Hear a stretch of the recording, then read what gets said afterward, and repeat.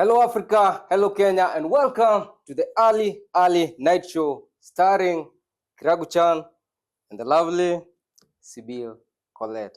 Welcome to the show. Thank you. Yeah. The early night show. Venye tulikupigia kusikia the nini, producer alikwambia the title of the nini? No. Akukwambia? Karabilo did not do anything about telling me the title. My producer bana, you're failing at your job. You only had one, two jobs. Kumleta kwa show, akumwambia the name of the nini. So what do you think about the nini? The early night show. The early night show. Yeah. What do I think in terms of the timing or in general? Yeah, the name. Well, maybe the timing should be 6:30, 7, early night. Early night show. But is it a creative nini for you? It is. A creative title. It should be a creative title, I believe. And it was so fun, honestly. Ikiniangusha because I'm seeing the lights. Yeah. By the way, you should see the setup, bana. Behind the scenes. By the way, we have behind the scenes in Fanywa. We'll do actually a documentary. You realize nobody does documentaries, the shows, the podcast will be the first one. So welcome to the show. We are hoping to have a lovely and exciting episode for the early night show. Yeah, the first question is 2025 so far. For me? Yeah. For me it's good. Yeah. Goals ulikuwa set. Nendelea kutik. Me, I'm not going to complain. I think 2025 has been very good for me. Yeah. Completely. Some of the you can share with some of the goals. Yes, oh my gosh, unataka kunijua sana. Yeah. But anyway, no, I have a good job, a stable job. I think that's one of the things that as a person in the creative sector we take for granted. Yeah. But for me, that's enough to make my year be so much fun. Yeah. Yes, I am just enjoying life every single day. Yeah, it's interesting meeting new people. Awesome. Yeah, having new experiences. Interesting meeting you. Hopefully by the end of the night tutakuwa mabeshte. Pia niko hapa. Isn't that something good? It's something good and we appreciate. So the biggest challenge 2025 in achieving your goals imekuwa gani? Wacha tuseme tu ni serikali. I think it's something that's beyond our control. Sasa. The policies are bad. Everything is just bad. The economy is failing. So you feel like no matter how much you're really trying by yourself, there's an external force. And I think the political instability that's in Kenya and, just the mayhem going around the political world is what is making everything feel like it's crazy. It's been a crazy nini. To be honest. Yeah, it's been a crazy year. Hopefully by the way hatutamalizia mwaka hivi. I hope so too. Please whoever is in charge of the government, please. For you nini projects zenye umefanya this 2025, can you share with us ni gani ama? I think the main one that I'm working on Neo Lulu. Yeah, the series that's on this TV and on Go TV, Maisha Magic. Yeah. So that's the main one that I've been working on for this whole year, to be honest. And I think it's gonna go until the end of the year and maybe hopefully beginning of next year also. If season 2 gets renewed, the whole of next year as well. So yeah, that's the thing that I'm working on right now. Yeah, mko season 1. Yeah, tuko season 1 bado. Ilianza when? March. It's been like March, April, May, June, July. Wait, usicount. Jua tu ni like 1 year. Yeah, ni 6 months. Season 1 is like 200 and something episodes. Damn. Yeah. Wow. Do you shoot like on a daily basis? I do actually. I do shoot on a daily basis. It's like an 8 to 5, sometimes even more. People think 8 to 5 is more hectic and then you realize the creative world atunanga hata 8 to 5. But sometimes it can be earlier than 8 and later than 5. Actually we need to be treating your career as an 8 to 5 actually ndivyo ijipe. So what's your day like? My day like? Yeah. If I have an early call time, I wake up 5:45 or 6 and then get to work by 7:30, get my makeup done, my costumes, and then go ahead to shoot the whole day. That's it. Then come back home later, sometimes at 10, sometimes at 12. We've actually done a 24-hour. What? Yes, imagine.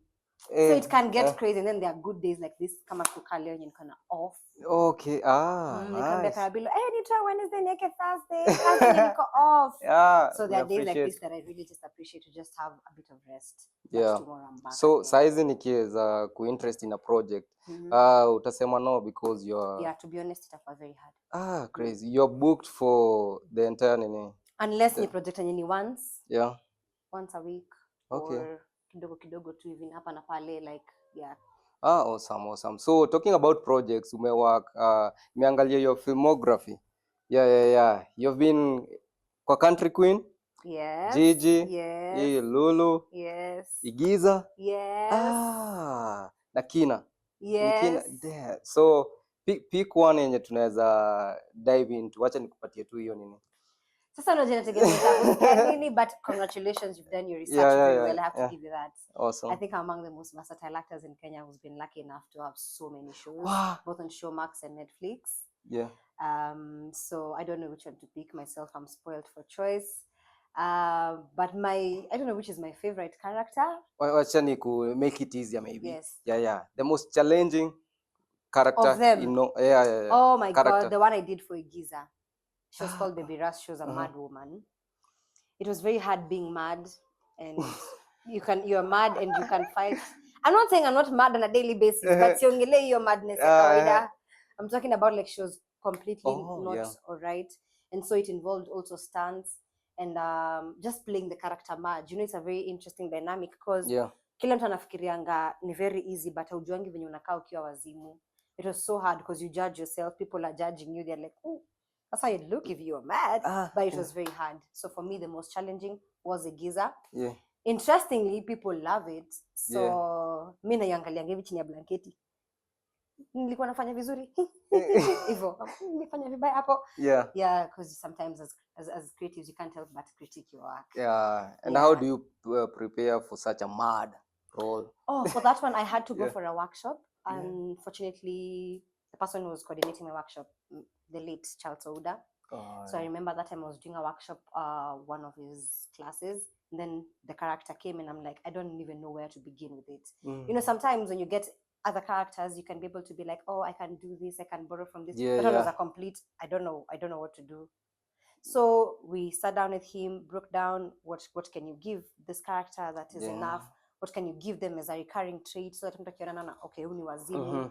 What is it? What is their story? Why are they mad? Because once you understand such dynamics, then you can be able to pull out this character. Because then, if, for example, if maybe one of the triggers you have is something to do with children, anytime children is mentioned, then you will react. So you have to identify those particular key points, and he really helped me come up with that.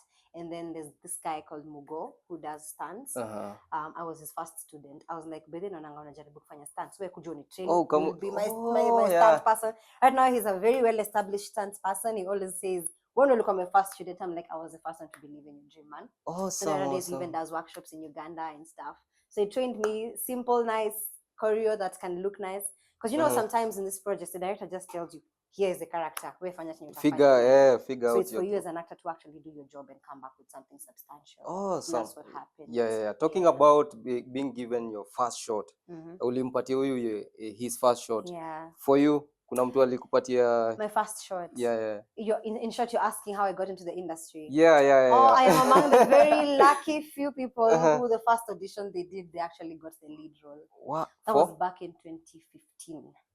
2015 ndio namaliza kupima miaka. Ndio namaliza high school.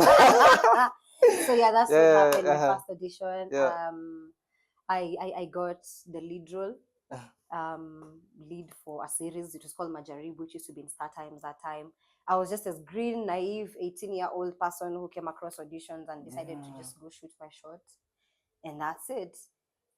Wow. So from there, what happened is, because I was also doing university, I used to balance it with law. I'm actually a very well-established advocate anyway. Awesome. We'll but get so into now that, all through I was just balancing the two, and then until after I finished is when I fully transitioned into acting. Awesome. Before we get into the law part, or when you advocate, hii light ina affect anything. Light imechange. Tuendelee. Nini nimefanyika producers yake. Msiniambie my guest akitokea vibaya. Mtakati your part. Okay, it's been like 10 years. Yeah, it has been 10 years for me.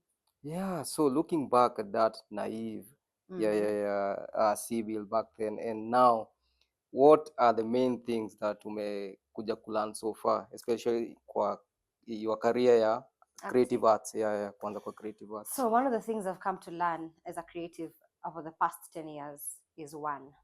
This is a message to every creative out there. I keep telling people all the time. You have to understand your seasons. It's never going to be a high season for you every single time. And if you don't know how to maximize your high seasons, you're going to pay for that in your low seasons. Because there are times when you're at your peak and then there are times when things are low. So you just have to understand that si ati ni kila saa and you utaenda audition na utapata. Kuna moments unaendanga even 10 auditions back to back na uko like, kwani nilikosa nyota? Unashanga Kwani siku hizi wa vibe na acting yangu? Kwani what happened? In those moments sometimes you need to go maybe for a workshop, enhance your skill, try a different acting technique, try a different character. So you just have to understand. And the instability that is there in this particular field is one that is ignored. Don't ever think it's always just going to be heydays every single time. No, as a creative, you have to be very aware that kuna times za kuharvest.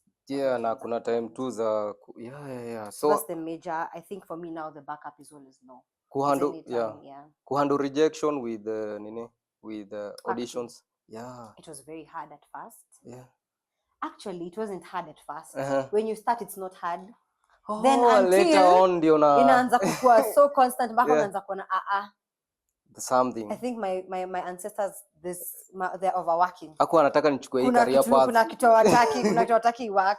But then now again you start getting the hang of it and understanding that sometimes no just means redirection in terms of maybe the style you're using is no longer working. You need to rechange. You need to re-strategize. You need to rebrand and all that. So So let's talk about kukua lawyer, the law part. Which came first? The art or the law?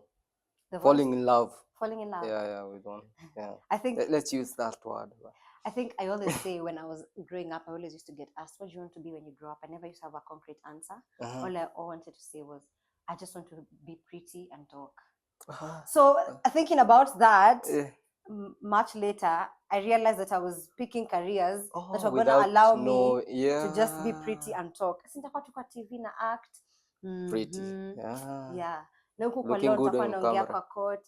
But then obviously as you keep growing up, you're in drama club, you're in debate club. So they've always just gone hand in hand to the point that even when it came to choosing what career I wanted to do in terms of the course university, it was a direct law. But then acting, who will teach you how to act? I can't choose it as a career. Like, I want to act and maybe. So I had to choose for the academic part. I had to choose the law for a profession.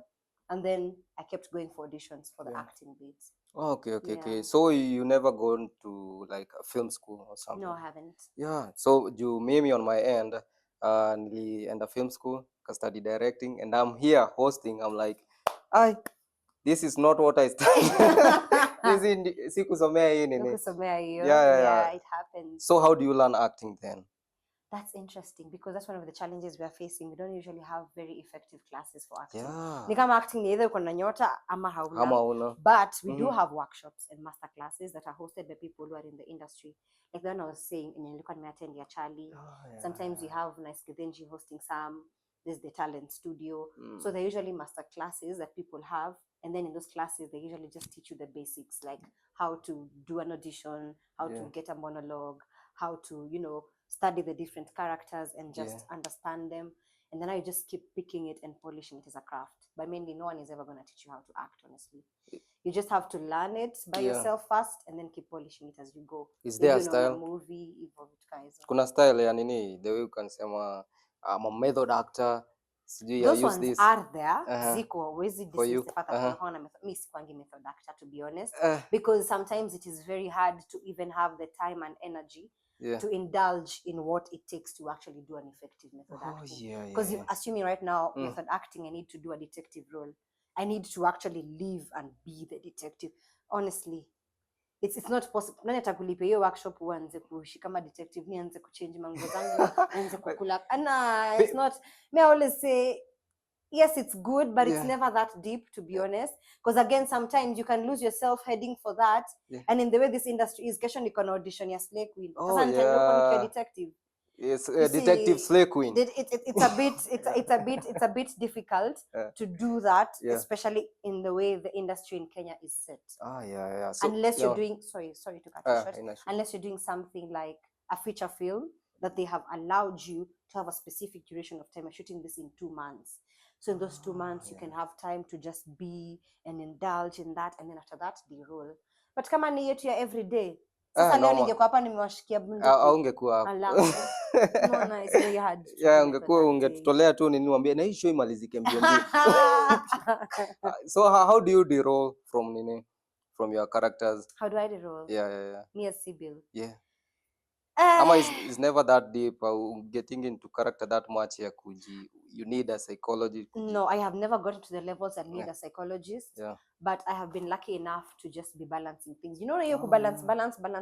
Yeah. So leo niko law firm, kesho niko huku, kesho kutu nafanya hii project. Unapata tu with time, una get out of the other one. It doesn't mean that I don't usually have traces of few characters. Yeah. Like if right now you want me to be crazy and do Angelina sometimes, I do that, but then it doesn't mean that I leave it to the level that now I need to go and de-roll, and I have never gotten to those levels. I'm not dismissing the people that have, because it's very possible, but then it just means that perhaps ama pengine sijaifika kitu yenye imefanya nikakuwa so constant mpaka nika get lost in it that I need to do that. Okay. Sasa we are moving on swiftly. By the way, wanakuanga na hiyo kitabu wanaandikanga nini.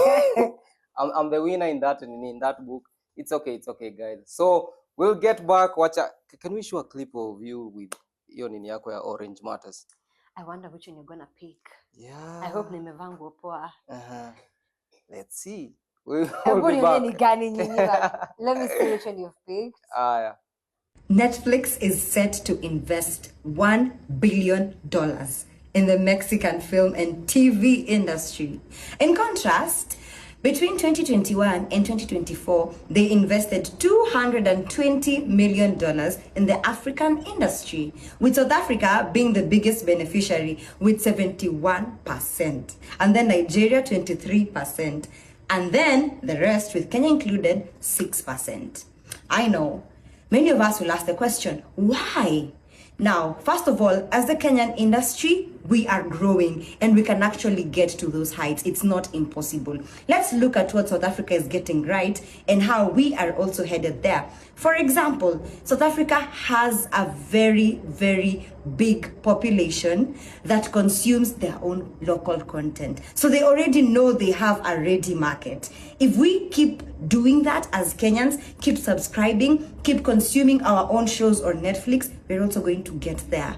Because guess what? With a growing creative economy comes a growing general economy. Thank you. Hapo tumewatch clip ya Sybil with Orange Matters. Saizi tuko episode ngapi with that nini?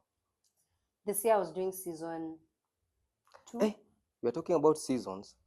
Yeah, I usually calculate them like that. So the first season was like 12 episodes, 12 videos. Yeah. And the second one I did 13 videos. Yeah. So right now I am currently on my 28th video. 28th. What's the inspiration behind nini? Yeah. Oh my God. Actually, nili watch some of them, very, very interesting. I'm planning to kwanza mwanzo ni finish zote. Itawezana. I can binge watch. There are not so many actually, 91 minutes. Yeah. Inspiration behind Orange Matters. Yeah. So, as you keep growing, you keep asking yourself a question of exactly what do you want to do? Yeah. And like I told you about sitting pretty and talking, I decided, you know what? Since I love talking, let me get something that allows me to actually talk. Yeah. And in our African households, umemaliza law sawa. Na tuone ukienda kotini, we sasa, kwani uliacha? Nianze kuact. I'm like, no, guys, chill. They're gonna combine. How? Where? When? Wait. So I was going through that phase, and I was like, what can allow me to combine both my knowledge in law and the creative space? So what better way to do that than actually have something that talks about the legal issues affecting the creative economy and the creative space? So that's what I decided to do. Yeah. And I realized it's a gap and that needs to be filled. And since there's nobody there, I decided I'm gonna create a space for myself. And the long-term goal of it is to become a creative economy expert. So then that will allow me to just engage in conversations that involve the creative economy. So the name Orange Matters is because orange is the color of creativity. So when you're talking about the green economy, is agriculture green, everybody knows that. Yeah. So you're talking about the orange, you're talking about the creative economy. So when I was looking for a creative, catchy name, I came up with Orange Matters because the creative economy matters, and there are issues that need to be talked about in the creative economy. So they are Orange Matters. And so that's just what I came up with, and I decided to just do the first video when I was talking about the creative economy bill last year. Around September. And that was it. Ni video gani yenye umefanya that ime receive a lot of attention ama and uko na expect? Even the first video that I did, I did not expect was going to get that much attention. And I think it just found the country in a space where people are so much involved in the political space. Saizi wa Kenya wanakuanga rada, anything to do with ukiwaambia bill nini, they are so open-minded right now. So the first video I did talking about the creative economy bill was completely whatever, blew up. And then now from there, now the rest just started. Some of them do well, but then some of them, especially if you involve politics, they do so well because everybody in affect kila mtu ako rada, hey, what's happening? So the videos that I've been talking about the creative economy have allowed me to get very massive feedback and engagement. Unaweza mind tukimalizia show utufanyie tu moja? It's not anything you practice. The Orange Matters. I don't usually practice. I just look at the topic that I want to talk about, get the key points, and that's it. So if you want me to do a video for you, I don't know exactly what you want me to like do. here in the show. Maybe you can just give me a topic that you want me to talk about. A topic. Nini bonga about royalties, so maybe you can expand more on that. Nini royalties. Yeah. Maneno ya pesa. Nangoja hivi. Bana, pesa. Oh, so yeah. You want me to do it now? Yeah, tunaweza discuss nini royalties na nini. Oh, so is it the biggest issue yenye ina affect nini the creative nini economy? Sana from actors perspective, let's say so. I'll say yes. The creative sector is suffering a problem of money.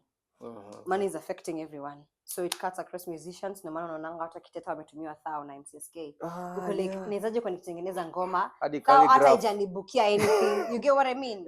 So the issue of royalties, and that is what differentiates our economy from something like the US. Mtu anaweza toa ngoma huko na in years bado anakulia because Spotify keeps giving, Apple keeps giving, YouTube keeps giving, but here the rates, the policies, it's just making everything so hard to the point that you don't even realize when there's money that has been given to the creative sector. Like right now we are all shocked that there's money given to footballers. I would 150% bet that's not true. It was money from his pocket. It is money from the sports kitty. You get it exists, but there are usually no avenues for it to be given because there are no proper structures. So what happens? It usually gets in the pockets of the few, and that's what happens. So the best thing that is affecting us, two, lack of policies, and then now the lack of policies and good structure continues now down to the issue of money, because now there's no one to hold accountable for. Okay, calligraph amepatiwa thao, atauliza. Now who can change that? Like, it is supposed to be us and the lawmakers, the noise we make and the lawmakers. Tuingie kwa politics. Like ni kwetu MP huko niende ni push bill ya creatives mbaya. There's one actually in parliament, the one that I was opposing by Eddie, certain senator. But you see, the problem with them proposing it is they don't actually address the issues that are on the ground. Yana proposed from a perspective of how are they going to benefit. But that's why maybe we need like a creative sasa mwenye anajua shida tunapitia. So currently I'm working with a certain society. It's called Sauti ya Ubunifu, awesome. Where we met during the creative economy bill, and we decided since they've come up with their own and it's not working, let's come up with ours, and we're in the stages of coming up with it and then giving it to public participation before we actually now forward it to the parliament. I know it's going to face a lot of backlash, especially from the government itself, considering that they benefit so much from the lack of structures. So when you give them something that's actually looking like it makes sense, and you do not have somebody already in it speaking for you, it's going to be such a hard battle. But what is there to lose? We've already lost it anyway. Yeah, but Might tukue as well just serious kama try. nini an industry like with Yeah. producers hata wakwe tu serious with giving royalties bana. But yani royalties si lazima ati bill nini huko kwanza. We can work our system here. Ma producers wapatiane royalties. Producers hata akitaka kukupatia royalty atatoa wapi, na pia yako na contract yenyewe na a client. There's always a bigger dog. So the best way to curtail that is to have a policy that will allow even this bigger dog to accept sharing.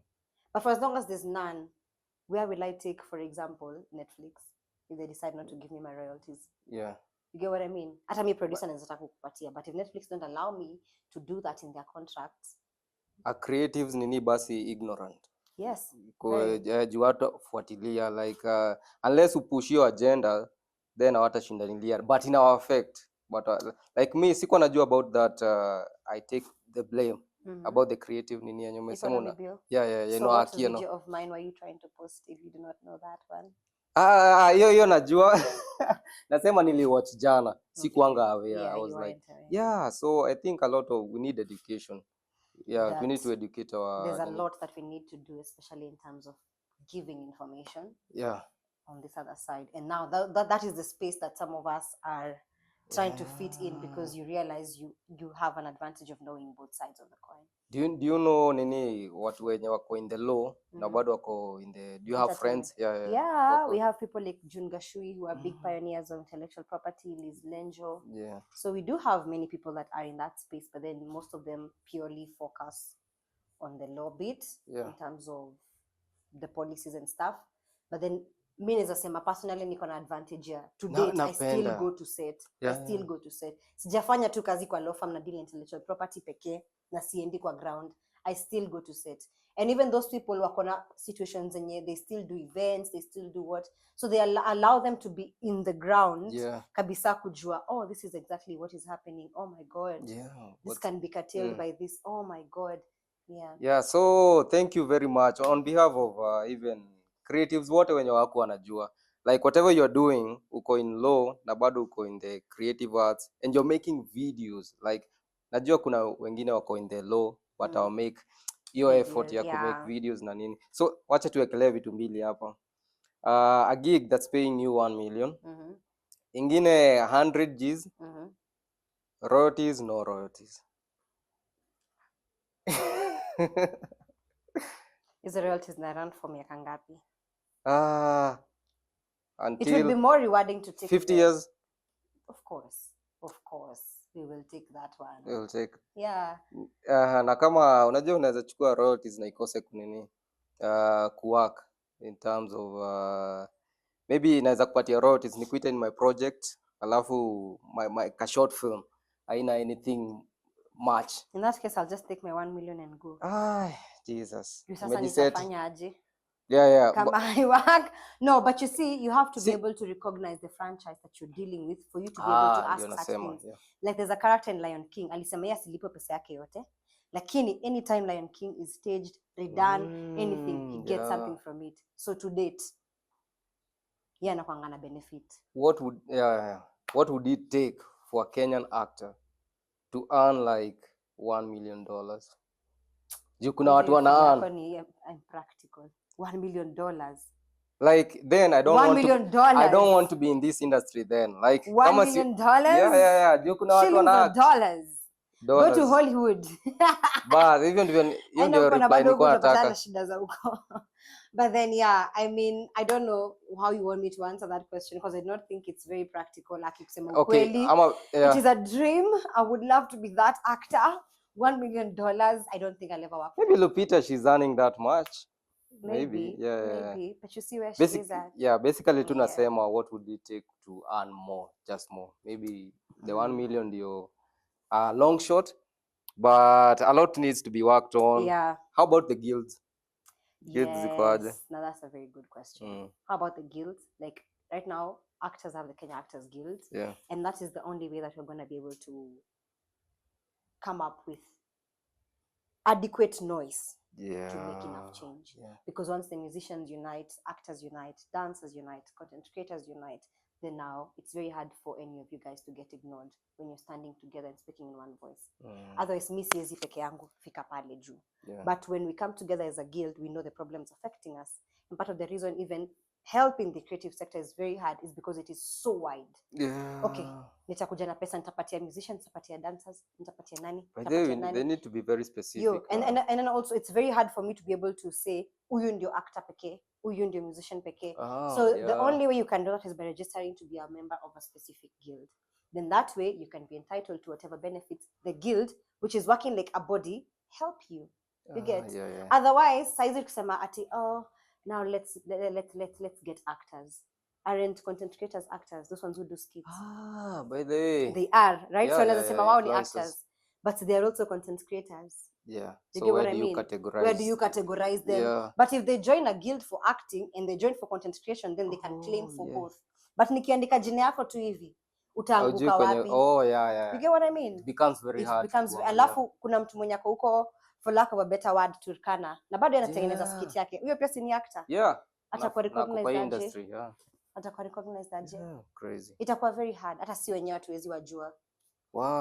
So for nini, given a time period, like hiyo ni kitu ya 5 years, 10 years, 15 ama for as long as I am doing it not expecting the benefits to be right now, because it's not going to be very practical.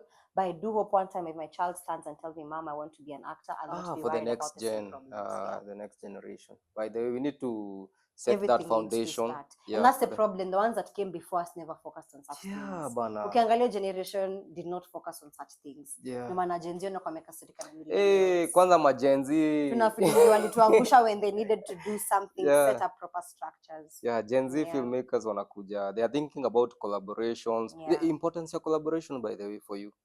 Like it expands you to different spaces, different crowds, different audiences. If right now I decide to collaborate with let's say for example, I'm trying to get a name, my friend like AC Stevens. In the world of influencing, she's very big. You get what I mean? So she already has her numbers and the advantages and stuff. As an actor, purely just an actor, I do not have that massive reach. But if we collaborate, then she can actually discover I can actually do good acting, and I can realize I can actually do this content creation thing. So at the end of it all, we have all combined. Both our worlds have aligned.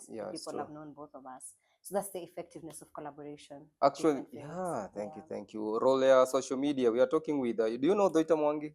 I know Doita is a very good actor. Please, Doita, whatever you did on the trial of the Dan Kimathi, receive your flowers. Awesome. Ulimwatch kwa hiyo nini? Awesome. Actually, Doita, we have a documentary with Doita. Niko namfuata Through the Eyes of Doita. Haijatokea. So let's touch on documentation. Doita ilibidi nimemexplainia vizuri, like even stories za Doita unazijua. Nikamexplainia Doita, manze, I need to do a documentary. Nikikufuata. Back then hakuelewa what really nilikuwa namaanisha. Then later on I think akaona umuhimu, akanipigia 5 days to the show. Akaniambia, Chan, come and document me till the opening night. And that docu, I think it's inakaa poa sana. Na release when? Doita, please. Doita tunaachilia hii kitu lini? Mimi nishamaliza. Ambia Doita tafadhali, but ako everywhere. For you, documentation, do you document nini? My work. Your journey, like as a creative? Not really, but the videographer that I was working with for my Orange Matters usually takes BTSs, because their company is called Adia Diary. They mainly focus on the documentation, which is the BTS. So they get called, it's run by Nungari Kyore and Muli and Vivi Mudeu. They together, female people coming together for Adia Diary production. And then they usually deal and specify in BTS and taking just such documentation for events, artist lives, and such kind of things, corporate adverts, such kind of things. And it's an interesting space, because then you realize most of us don't even usually care about that. But then once you see it, you're like, it's very crucial. The Manasqueezy movies, they still do the show and still post a BTS of it. So like in Kenya, umeona kweli the making of movie documentary? Unless useme ile ya Boniface Mwangi. Gani? Ile Softie. No. Softie is more of it's an actual docu, but not set in the creative space. I'm talking about, let's talk about like Kituka Lulu, Country Queen. Yeah. By the way, Country Queen ilikuanga so amazing. Ndio nika watch a certain clip. Alafu I'm like, so this is you. Sikuona kujua I'm like, nilikuanga nimekuwatch with the late Olwenya. Yeah. Alafu later on hii wiki ndio naangalia nasema kumbe this is Sybil. Yeah. Kumbe ni mtu important. Yeah. Yeah, so I wish there was like, imagine like a documentary for how they process the BTS. Yeah. You know, actually when we go to sets kulikuwa na watu wa BTS. Swali But yangu, where the footage zinaendanga usually wapi? goes, me, I don't know. Sasa when you mentioned and like every single time we're on set, there's actually a BTS person. I don't know kama inakuanga ya kuonyesha the client. Many of them take it for the sake of the client to be able to just see the process and get involved in everything and stuff, because we always wait for it and they never release them. Yeah. Even something like Lulu, I'll be very interested to see how like I usually post sometimes when we get the videos. Like there's one I did for when we are doing a scene where we're handling weapons, not the preparation. But we mainly post them as just like 1 minute clips and reels. stuff. Yeah. Yeah. Rarely do people do that for long form. Yeah. I don't know if unajua hivi, but I actually made an actual feature length documentary in the making of a movie. It's called Following Wangoi. Yeah. It's on My Movies Africa. Yeah. Congratulations. Thank you. It was the very first Kenyan one. Na sikuwa naamini, like nilikuwa nashinda nikiuliza watu, umeiona the making of nini, mniconnect, mniplug. Everybody nasema sijaiona. Then it's a space you should explore by yourself. Yeah, please. Sometimes you just have to be the pioneer for people to believe it. Oh, yeah. Imagine like 20 years from now, you watching your growth. Yeah, like whatever Kanye did. And then eventually he sold it to Netflix. And then we had, what was that thing he did? It's called Genius? Trilogy, something like. No, it was called Genius. Jesus, whatever. Hiyo jina inakuwa ngumu. Jesus, no. Yeah. The documentary that he did for his life, and you can trace from back then. It was so powerful. Even Travis Scott's making of Astroworld. Yeah. And why don't we see this? Actually, for me, that's the agenda I want to push in the industry. Ku document our creative process. No wonder even nikaingia theater, I was like, kwani mnanga huku theater? I was like, kuna mtu anachukuanga tu BTS but aziendangi place. Lakini nataka kusema bad joke. Ukaingia theater kapata na Zoita. Yeah. Sorry, I think we should. Sijarada. Ujarada? Oh my God. Sijarada. Oh my God. Ama ni Forex. No. Nikaingia theater nikapata Zoita. Anyway, mimi niko nje. Sijageti. I'm so invested. You met Zoita Mwangi, he's an artist, and you met him kwa theater. So it's just a dad joke. Oh I'm so bad at this. Okay, let's continue. Wait, nimefanya hivi. Okay. So as we wind guys, crazy. The whole crew is on the floor. I'm not even. Zoita Mwangi, manze, my brother, sijui. We need a commercial. Let's take a break. Tucheke. What do you mean? Sijarada bado. Saidieni umjamaa. Zoita theater ama what? Anyway, taking a break.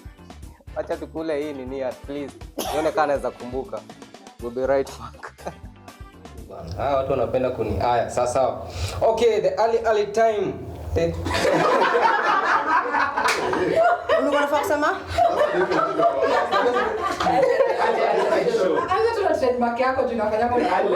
Okay. Nilikuwa nataka kusema the early night show team. Welcome back.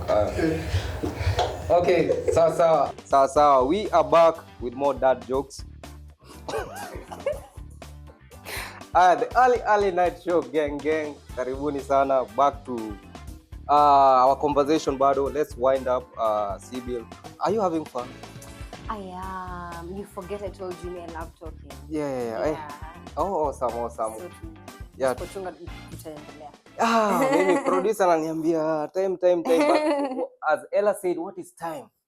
Wacha nini, a social construct. Tutaendelea na show. Sawa, let's talk about your dream collaborations. Yeah. Nimeuliza our previous guest hiyo. Kuna watu, actors, directors, writers, anyone that comes in mind mwenye ungependa kuwork na yeye in this space, and also if you can internationally bado. Yeah. That's the thing, though. When you ask me that question, you'll be very disappointed. Why? Or rather, you'll be very surprised. Because for me, acting is not the end goal. It's a means to a bigger end. So I do not have any dream actors that I feel like, oh my God, I love to do that. No, I don't usually feel like that. Yeah. So people, Basi, you have seen their work and you love it. I can frame it that way. Itasaidia. No, the problem is not the question. Yeah. The problem is the answer I'm gonna give. Give me gonna that answer that, but I have to start by explaining that acting is just a means to a bigger end. Awesome. Like I said, for me, I feel like the bigger purpose for myself is communication.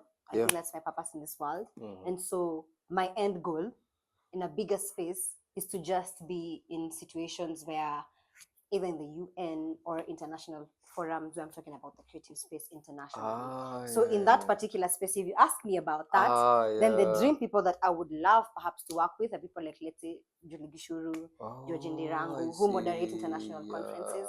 But more than anything, I just love personally as Sybil to be in international space and talk about the creative sector. Oh, it's more of like pushing a certain talk conversation. Yes, you get it. Yeah. So you see where Orange Matters is heading? Yeah. Yes. I see. So acting can come and go at a certain point, and I will not feel so bad about it. Not to mean that, oh my God, I'll not miss it. Of course I can, and I can always get back to the good thing about the creative sector on retirement date. Hata ukiwa 80 unaweza tengeneza anything. Yes, you get.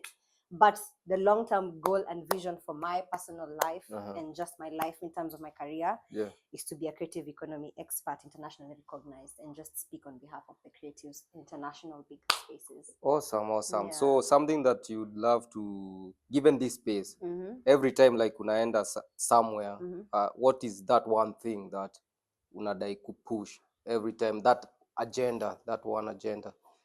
Unaweza cancel hizi zingine, but there is that one. Orange Matters. Orange Matters. The creative economy matters. It does matter. In whichever way. It's the future. It's the present. It has been the past. It is just evolving in different spaces with the social media and stuff. But we can never, ever get away or keep it aside. Because even if you look at right now, every sector, angalia saizi advertisement, companies, zote zinakimbilia nani, content creators. Because of what?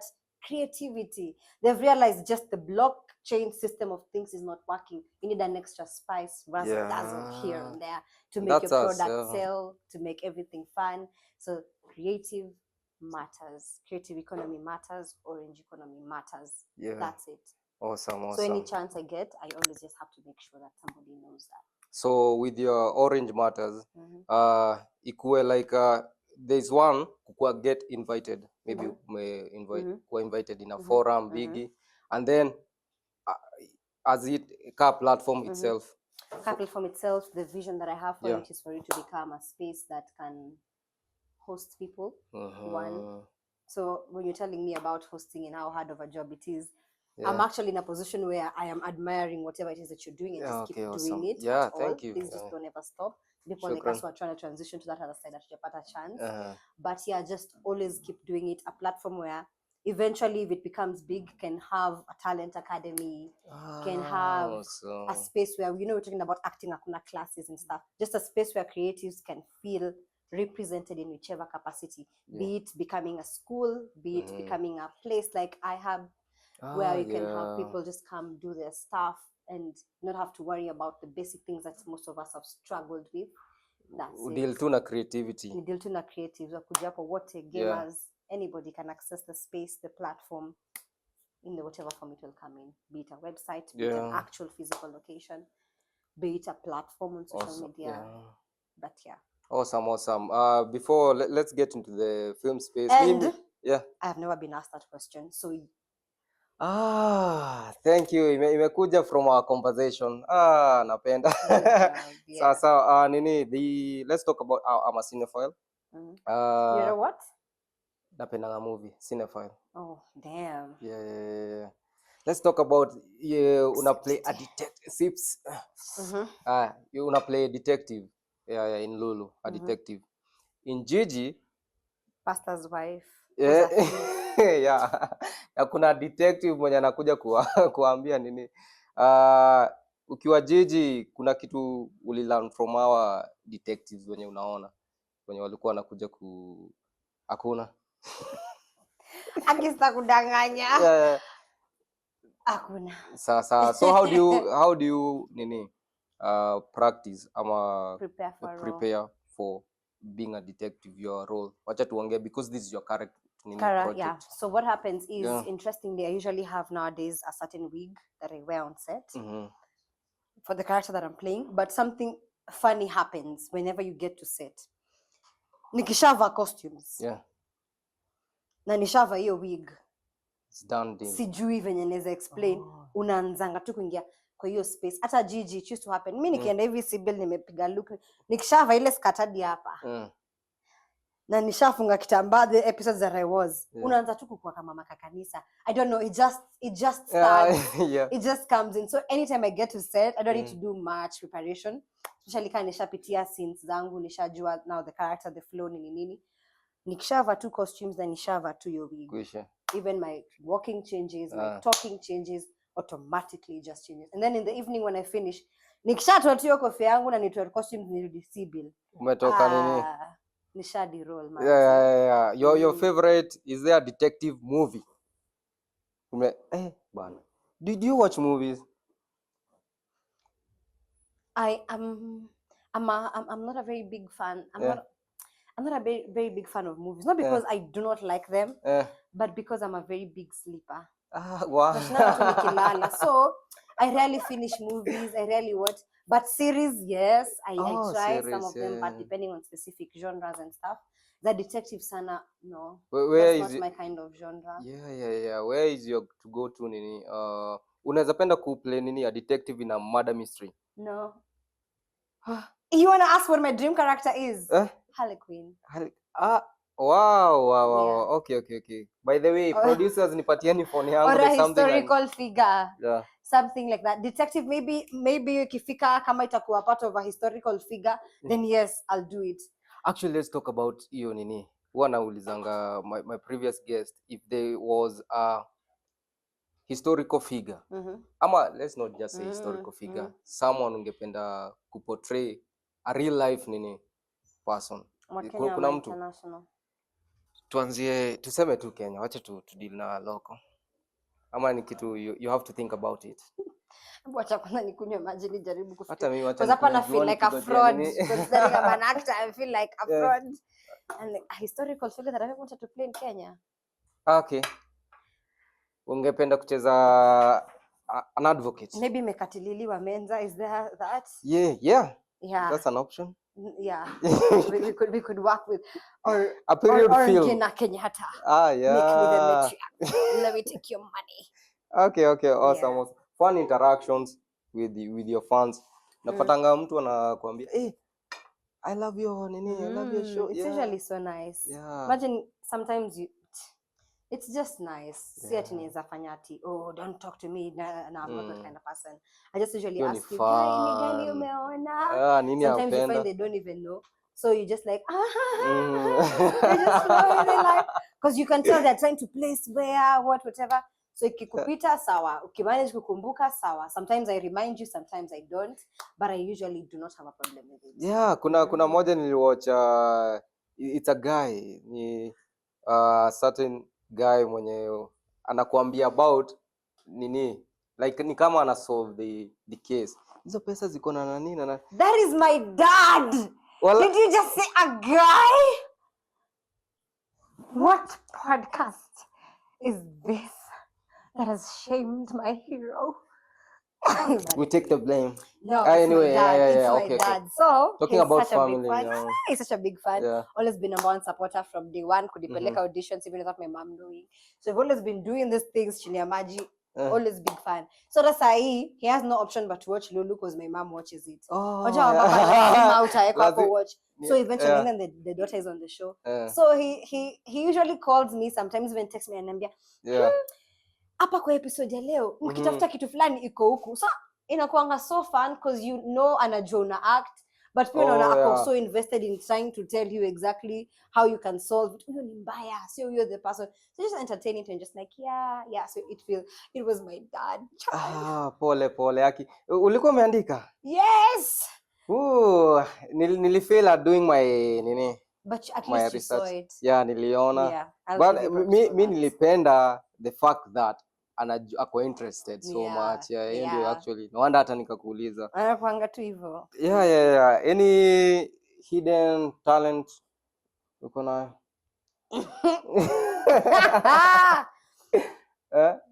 Your fans who love your show. Sasa nitawaambiaje hidden? Is that not the reason it's hidden? Okay. But yeah. Akimisi Jui. I feel like I usually think I'm very funny. The people around me will tell you I'm an actual comedian. Sasa Juka, you reflect on the outside. But me, I know, manze. Me, I know. The dad jokes in a hit. Are you ready? Don't go down that direction. Don't go down that Producers by the way kunitumia ile nini message bana. But yeah, hidden talents. Guy. Yeah. A comedian. Nimekumbuka. Do you guys actually know I'm a very good plumber? Okay.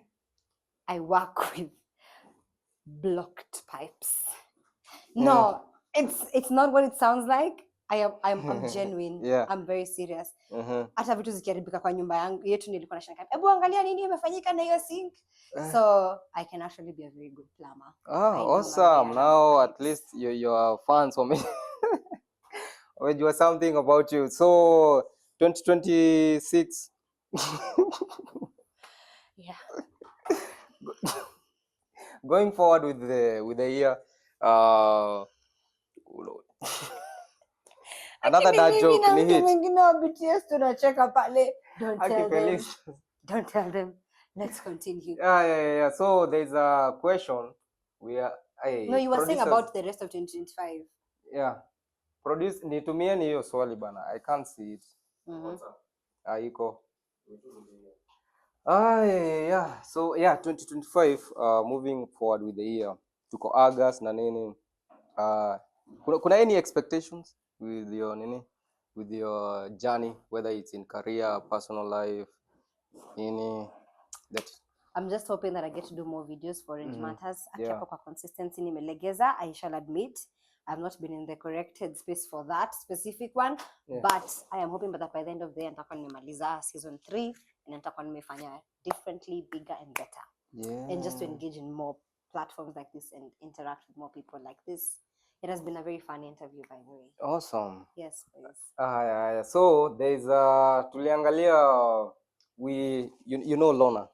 Lemmy. Yeah. Oh yeah, she's my friend. Yeah, kuna clip niliwatch hapo. Umemuingilia sana as back in high school.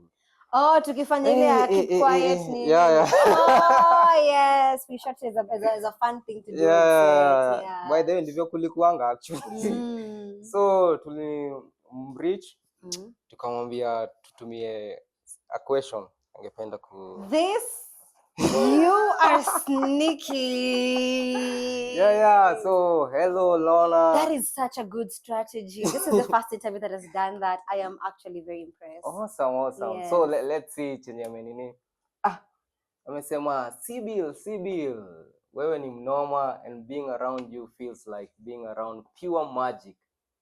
But I have 2 questions for you. 1, nothing beats even if you're my friends. Jet to holiday. Is it the one? Yeah. Reverse roles. Amesema, that's the answer. Actually, ameandika the answer. Jet to holiday. What is the other question? What's the greatest gift has being an actor given you? What is the greatest gift? Yeah. Being an actor. Being an actor, yeah. It has allowed me to communicate. Allow you to communicate. In different versions, different roles, different characters. Awesome. Yeah. Let's Lorna, thank you very much for being our How can you ask nothing Sour. yeah. Let's wind up Sybil. But what's the creative industry looking like for you from your perspective? Na hii era tunaingia ya AI, because it's a conversation I think people need to have, because inakuja ku reestablish almost kila kitu, even in law. Na nasikia ati kuna AI agents za law and all that stuff, so nikainaguzilia kila industry. So in context the AI, what can you say, the creative space? The only thing that is definite is change. And according to the rules of life, if you don't change, you will fall off. I'm sure there are many companies in social media were starting one like, nah, social media is going to be like this, it's going to be like that. The ones that didn't adopt fell off. The ones that adopted, it is working for them. So AI, I'm sure, has its pros and its cons. As a creative, you can make use of the pros, because it's pointless right now fighting the cons. The much that we can do, especially, is maybe work on legislations to make sure that we try to protect as simple things as image rights, voice and stuff. But in the places where it effectively works, coming up with posters and stuff, of course tutafeel vibaya, kuna watu watatupwa nje, designers and vitu kama hizo, but it will bring another set of things, because now the people that will be specialized in that will get those jobs. So as a designer, it is up to you to learn how to work with AI for you to get to be able to go to the next space. I would say the same. So embrace the change that is coming with it. We shall manage to fight the cons kidogo kidogo, but I think at this point it's just pointless saying it's not going to work for us. Yeah, it's here. It can never go back. It's not going back. Tech has only one way forward. Yeah. Okay, Sybil, let's exchange position and umalizie ufunge show, design yako. You're the host, so anything goes. Let's. Anything goes. Anything goes. Any question, any. Should I ask you questions? Yeah, if you Come on, unaweza dai. Really? Ama a statement, ama so in when you umekalia hiyo kiti. Yeah. Ile salimia watu wangu nyumbani, like that. Anything. Sasa you are the host. So I'm the host. Yeah, you're the host. I am the host. Can I take your juice? No. Kunywa maji. Maji ya uzima. Is that a dad joke? Hiyo ni joke za mbinguni. So it is a dad joke. Yeah, it's a father's joke. Finally, you're getting the hang of it. Yeah, Bana, thank you. Does it come with changing the positions, you think? Yeah, I think by then we absorb the energy. Oh, that was really good. That was a really good, and I'll give you for that. Awesome. So, thank you so much. You've been a very good host. Thank you. I want you to be so proud of your job. Awesome. And I'm learning this, Bana. It's been 3 months. It's been. And 6 episodes, I think. Ooh, yeah. Yeah. Yeah. Yeah. It's awesome. been. We producer bada suntumie nini? Kitu yote. Questions. Yeah. You know, a very serious person. Very serious. Awesome. So I don't think you're realizing that I'm actually imitating you. Is it working? Oh, it's working. But anyway, I am so happy. I am so happy. Awesome. Yeah. Keep doing, and I told you I want to have a conversation with you about the thing that you're doing on the side, just to know more about it and just understand this particular space, because it's a new thing. But thank you so much for everybody on this show. I'd love to play some more games, Manze. I think we should incorporate more activities like that and just have joke segments and vitaizo, just to know the people more. Actually, I did have an idea for a game show. Iko tu kwa pilot kwangu imelala tu pale. Ilete tuichambue. That time I shall be the host. Utakuwa the host. Yeah. Okay, vacant producer iko open. Yes, I already have a job guest. application. Yes, but I'm happy to have been here, honestly, and I really hope that the creative space keeps growing and getting bigger and better. It's doing that because of people like you and everybody that's getting involved in this process. Last time we document these processes, last time we tell our stories and our own narratives. Awesome. So actually, kuna another segment fun and games with with Kanimo. Yeah, inaitwa Showtime Shenanigans. Showtime Shenanigans. Yeah. bwana tumalize hii show and ni your time, but ningependa ku have more conversation with you. But unaweza mind kuja another time? No, I don't. Awesome. Mimi tukianza actually wacha tukianza ni kwa nervous. Alikuwa ananiambia ati no, nataka ikuwe like so fun, and my head was just like hold my beer. Do you know who you're talking to? Hold my juice. Alafu wewe unakuja kusema mimi ni introvert. By the way, producer wangu alisema. But anyway, I hope I have met the standards, because you told me you wanted fun and nime have fun. Yeah. Awesome. Sybil, let's malizia show. This is early night show. Tumekuwa na Sybil Colette. Hiyo jina najua kuna watu wameikosea ku pronounce hiyo jina. Hata hiyo si ngumu. Ungewatajia Mkandutie. Your name?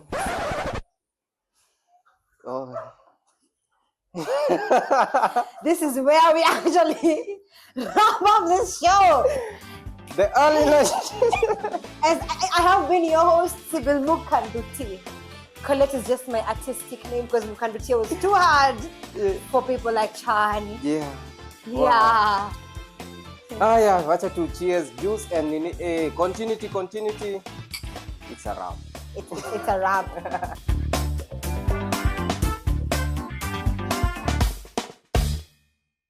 Well, a few of us will still use Nairobi CBD. Hii inaenda watu tunatembea, wale watu tunataka CBD. For me, I do not like going to town personally. Why am I saying this? If you know you're waking up early in the morning and you're passing through CBD, please, it should be legalized. Niweze tu kukuweka tu bari moja safi nikupata unatembea polepole mbele yangu. Because why? Why would you wake up very early in the morning? Kijua unapitia CBD, mpande hiyo matatu, alafu unashuka, you walk at your own pace. Hii barabara si ya nyanya yako. Hauna mimba, hauna mzigo, hauna watoto. Please, Nairobi CBD is the one place you're not supposed to walk slowly. Na kama unasimama, kama una meet up na mtu, that's the use of restaurants. Kama umepotea ulizi yako ni ya tafadhali. Because it should be legalized one. It should slap. Anyway, hello and welcome to another episode of Showtime Shenanigans with Kanimo. And today I have another beautiful lady with me. Anacheka. So anyway, I just had to say it. Because why? Ikutoke. Wacha niongee. So welcome back to Showtime Shenanigans, another beautiful episode with me, Kanimo, your host. And today I'm having another lovely lady with me. It's really much hard to introduce, but so many of you who are going to watch this episode was probably Mona Mahali. So let me just give her the platform to introduce, because mimi nitamsifia sana anaweza blush. Hello. Hi. How are you? Yeah.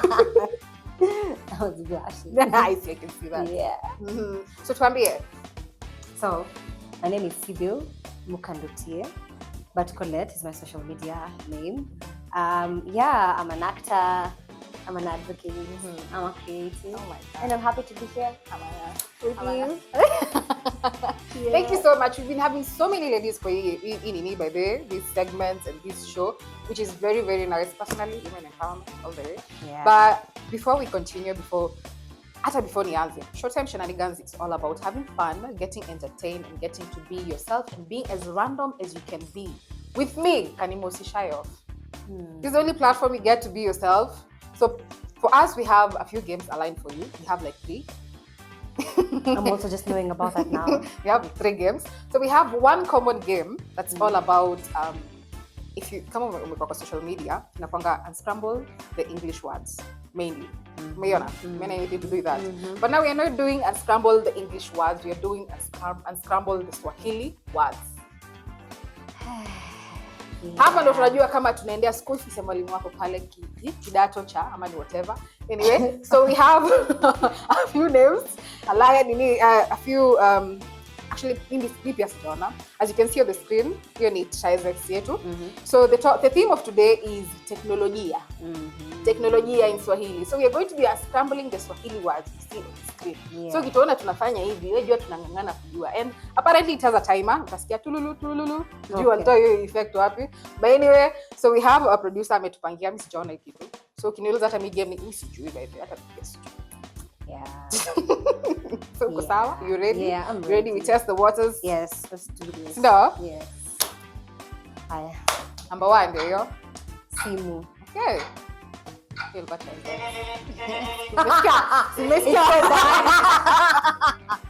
I know. Sawa. Roboti. Chief, ulikuwa unanisaidia? Tunashindana. We competing, girl. Okay. Yeah. Let's do this.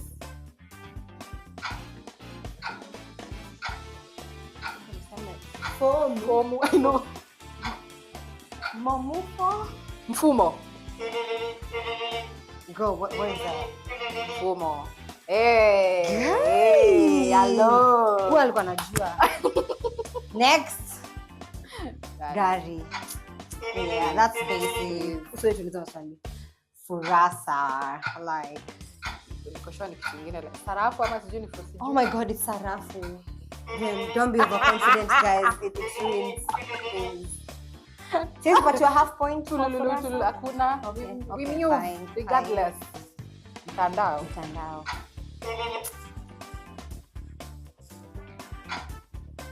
Really? Ai wewe tuambie bana. Mimi hapo nimeshindwa. Whose voice over is that? Camera. The one thing in front of us. Camera na tujui. Interneti.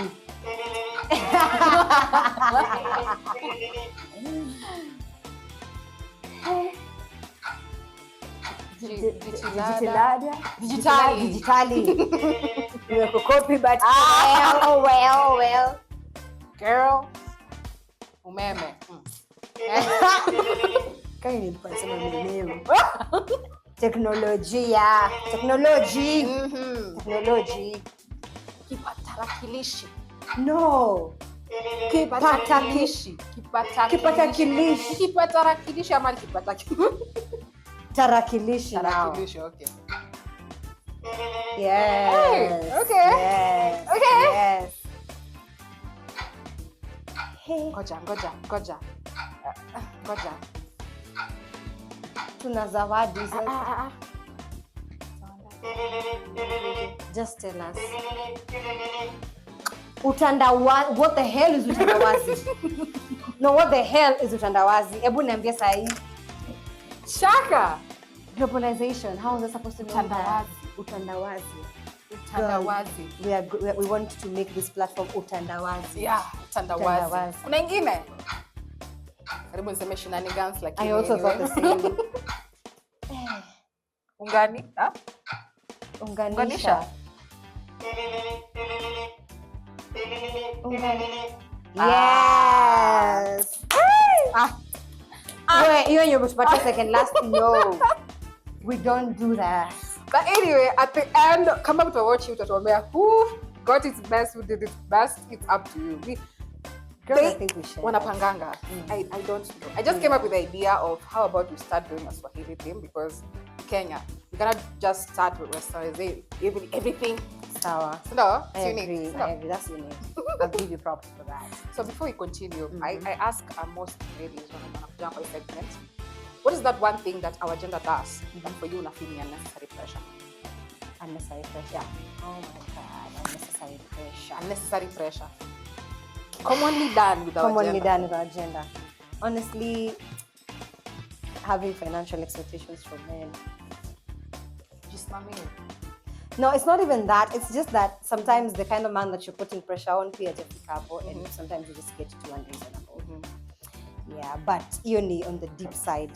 On the basic side, girl, akiacheni. Kama yo makeup imekata wacha. It's not a must. People are doing the most. People are doing so much when it comes to even buying fake bikers. Or the booty thing, enhancing and the hips enhancing. Hey, it's not a must. And the gym. Yeah. Let them squats give you them hips, bwana. How to jikubali venye uko man, because cover your biker is a bit wild. I understand your concept. I do have wacha nimeze. I don't want to be attacked. But anyway, when she was introducing herself, she said she's an advocate. So kuna swali nataka kumuuliza regarding that statement. If there's one food you would advocate ikue banned in Kenya, which will it be? Ikue banned. Banned, like What was so kule hiyo kitu kabisa? no, it's a no. It's a no. Kai. Imagine sijui. Kwa sababu kama mimi sasa ugali is my favorite. Sasa niko hapo stuck, get the rice in mind. Guy. Enyewe umenipata random. Naweza jaribu kufikiria as we go on. Yeah. Because to be honest, sijaifikiria the one. Okay, no, mboga zinaitwa kunde. That Why? thing, What do you have against kunde? Why is it tasting like Big G and your mboga? You're like, And then it has that smacking sound. I don't like. So ya kusmack. Kunde inakuanga specific thing kama Big G. Hawezi meza. Like taki hiyo kitu. The moment so una meza pangu. ni ka string. I don't like it. Kunde. Kunde banze should be banned. What the hell? On that note, if you had a lawyer nickname, what would it be? Legal baddie. Oh my God, girl. Legal baddie. Oh my Sitaki God. kuacha both worlds. Sitaki kuacha both worlds. Okay. More questions will be coming as we go on. So we have 2 more games before producer Mwaze kuniambia film.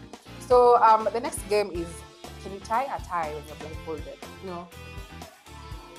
I can't even tie it when I'm open. Unless you want us to try it right now. Yes. That is our second game. Tie a tie when you are blindfolded. Please. How well can you do it and how fast can you do it? So we're going for a short commercial break. I think we're going to do the how fast you get.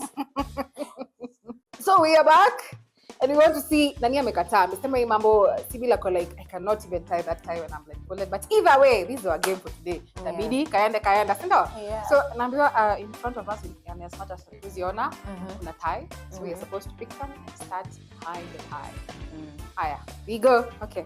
We start? Yes. Wewe sasa umecheza hii game Mbona mara tu- ngapi na Wewe acha hosts.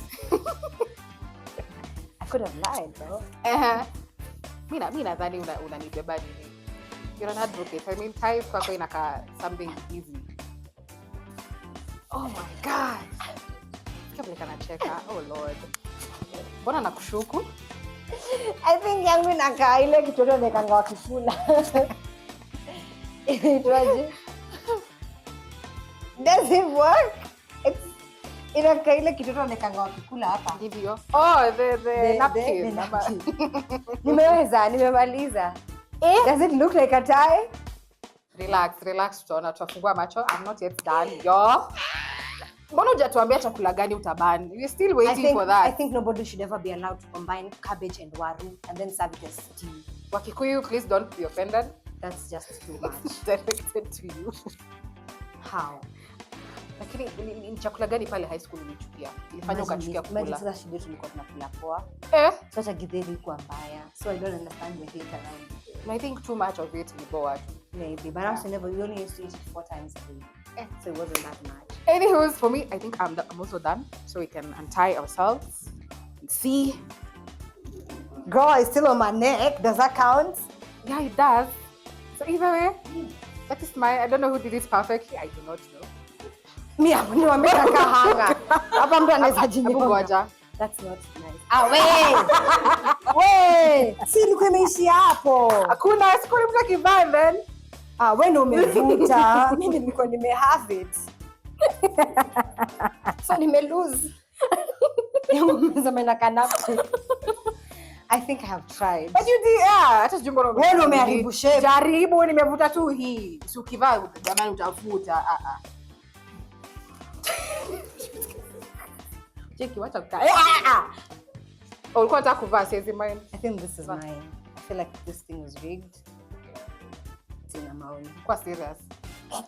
No, girl. Anyways, I tried tying a tie. If I can tie, I can tie a tie. Why can't I? Tie. I tried. Anyway, on that topic of still advocates, what is the growing up? This is what tulikuwa na ile katesio. When I grow up, I want to be this. When I grow up, I want to be this. Was law on your platform? Mind you, she's an advocate and yet she's acting. Kama umewatch episode ya kwanza, not even episode ya kwanza, segment ya kwanza with Chan, we dive deep into that. What did you want to be when you grow up? I said I just want to be pretty and talk. So whatever came to the picture. Though let me tell you, now that you've asked, there was one time I wanted people to celebrate my birthday, because tulikuwa naimbiwa katika shule and all my birthdays used to be in April. So I decided this time I'm gonna lie iko March. And so now I googled a name to see nini niseme jina ya nguvu watu washtuke. Because people say I want to be a lawyer. So what? Interestingly, I googled what? Magistrate. So I went up there and said, my name is Sybil, I want to be a magistrate. They clapped because that name was so humongous. Yeah, heavy. So now when I grew up and understood, I was like, damn, that must have been some form of manifestation to the law career. Because I just googled that name without even knowing what it meant. Yeah. Well, for us, for me, I can say I wanted to do law. Yeah. I still want to. Yeah. But nilienda unaona ukimaliza high school and then when kwa mzazi akwambia sasa. Yes. Tunafanya nini? You had the first three, you For me, law was number one. Wacha niende kwambia mzazi, my mom specifically, please usimchape. Nilienda kwambia I want to do law. Do you know what they told me? What did they tell me? Yani hawakora. Anyway, moving on. And that was it. And that was it. My dream for law ilienda hivyo, ilikunywa maji. But either way, I did media, camera work, nini. But advancing and media law. Such inspirations make me want to continue. Very good. Hatujamaliza fun and entertainment. Hatujamaliza kasirika usijam. Check it direct. Chukua hii. Imeifanya na jam sana bwana. Na jam sana na catch. So the third game, our finale, we have party cups. Now what to be done with party cups is we are going to be leo tutakuwa blindfolded. Today we are going to be seeing what is in front of us. So kuna vile zinawekwa at a certain design. So you have to put them all in one and then stack them and put them back as they were. Ni kitu rahisi. Umesema siko blindfolded. You're not blindfolded. This time you see what you're doing. So it's all about how fast you can do it. Alisema kwa tayari hataki hata complete kwa sababu it is what it is. But anyway, tunapagiwa party cups hapa. Tuziweke kwa stack moja, alafu tuzitoanishe, tuzirudishe vile zilikuwa. Why am I trying to copy you? Because I don't know what you're going to do. I don't know umefanya hiki tunataka. Kuna. Okay. See what I'm talking about? This girl is a thief. Sawa. Guys, zangu zimekwama. Hapana, msweni kana host mwenye anafanya hiki kitu kila saa, alafu ananileta hapa kuni-interview akinifanyisha the same thing. You see what is happening? I've finished. Yes. Tunashanga unasema nini? Imekataa. Na shughuli yangu. What is it? Kwa nini yangu? Imesimama haraka hivi. Girl, what happened? Alafu anasema nimeiba. Oh no. Before we finish, do you listen to Kenyan music? Girl, I do. You do? I do a lot. Oh my God. Yes. Leo, we're going to have you name 10 female Kenyan artists in Kenya. 10 female Kenyan artists. As we make female. 10 female. Because most people don't know. That's the truth though. Most people don't. I feel like and this show is all about getting creatives out here, giving them a platform to be themselves. And you know, kama you don't have a platform, this is for you, by the way. So if you don't know Kenyan things, utagrow aje. Creativity iko hapa. 10 female artists. 10 female Kenyan artists. Damn, 10-second timer. What? Yes. Hapa siku dilidali. As we finish this segment, 10-second timer, 10 female Kenyan artists. 1. I start? Ngoja, umeweka timer. I don't know who did that sound effect, but honestly. Weka katuna simu yawa. Are you ready?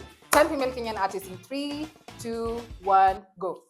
Prishon, Njerai, We Are Nubian, Zaitun, Fee, Muzani the Drama Queen, Lisa Odwar, June Deshui, umeanza late. Nimefika number 8. I was almost there. No, it was a 10-second timer. Nimebakisha tu like no. Ngoja usikie. Ingoma ya nini? Smakipasua. Kai, simjui ingine. This one who sings R&B and kuna Victoria Gishora. Yeah, and another one. Nikitake. How can I forget Nikitake? I know. How can I forget Nikitake? Nipateni chance nianze tena. Hakuna. Nime rectify list. Finn. I'll do 5 minutes this time. I'll do 5 seconds. 5 minutes. But I've tried. I think 8. Yes, Anyway, please. she has tried. No. I think we've done a good job. 8 is not a bad number. Hatutaki ajaribu tena because we want her to come back. Yeah. I'm proud of my answer 8. Yeah. I just forgot the 2, but make it take a ring. She knows. It's good to, by the way, if you're a Kenyan and you do not appreciate the Kenyan creativity, please, you're failing us because uta progress aje if you don't know. You need to.